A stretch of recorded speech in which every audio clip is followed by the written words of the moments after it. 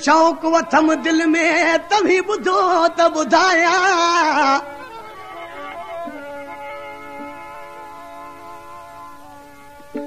ओ शाक सब कठा करे वडो गोठ बधाया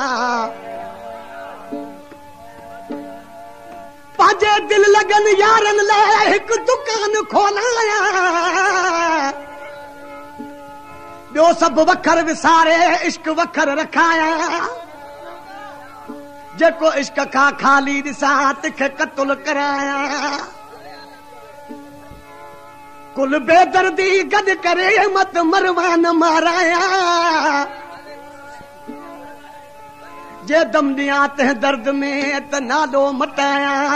पो चदुर चवाया त इश्क शहादत उनजी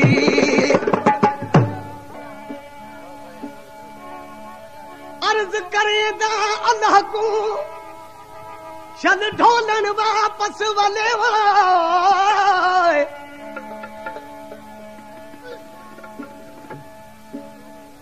अर्ज करेदा अल्लाह को चल ढोलन वापस वले जिगर मैदा इवें गलदा जिवें देग च बूटी गले को कोनी कंबरानी दा को कोनी कंबरानी दा इथा सूर किनाल वसले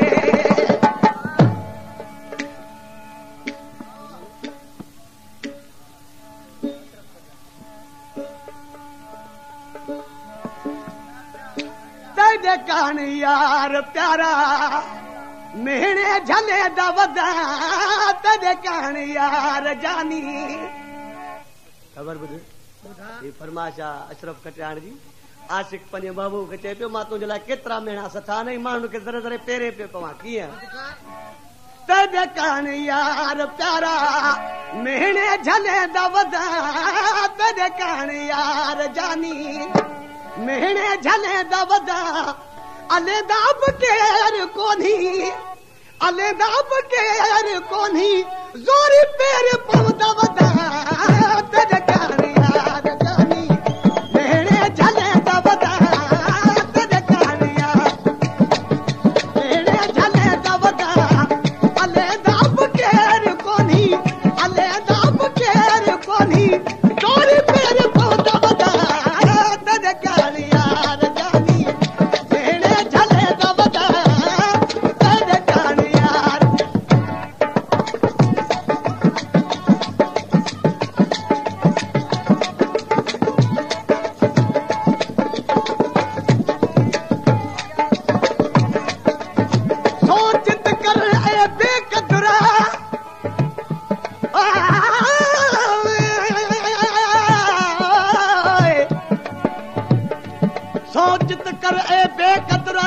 खिलदी दुनिया सारी तो बहजारी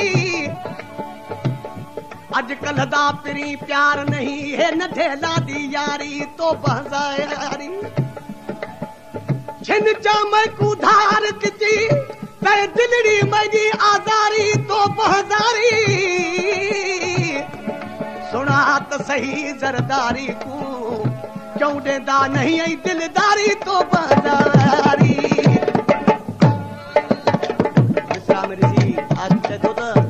चल दिया मी सुन लताई कसम खुदा दी मरवे साई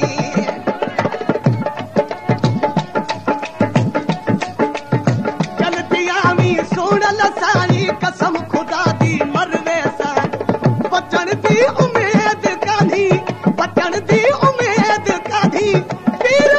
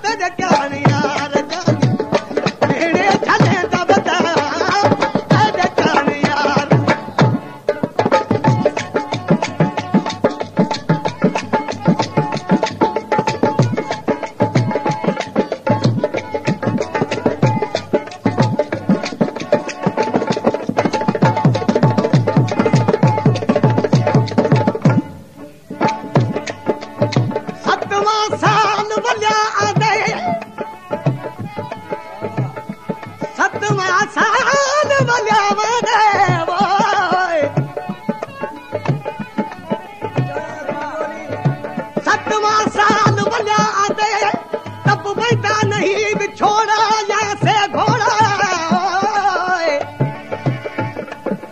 7वां साल वञा आंदे तब वेंदा नहीं बिछोड़ा जैसे घोड़ा देखो नसीब मैं बद नसीब दा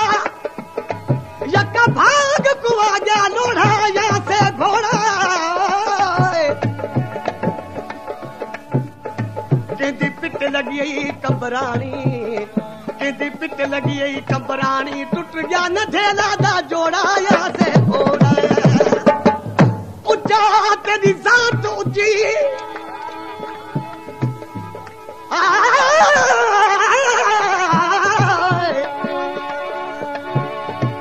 तू उच्चा तेरी जात ऊंची तेरा उच्चा सब तू शान कसम कुरान मैं किना मेरी जात किनी मैं तू किना आदा जहान कसम कुरान जेके तू क्या पेरे पुदा पई दुनिया दे दी ताने कसम कुरान देखन सवा जरदारी दा इथा दुखा गुजराने कसम कुरान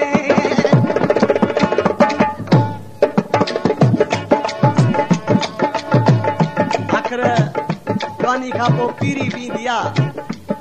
आज की चेतो जन मन में अध वही का हटियो आया त महबूब छडण वारी पियो करे हाणे छा थो चए पंहिंजे महबूब खे न ढेला तूं मैं नाल प्यार न करी हा पीरी विच में तूं धक न देवी हा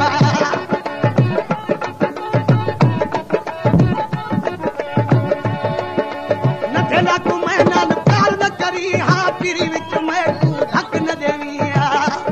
हाजी मोहम्मद मरी होले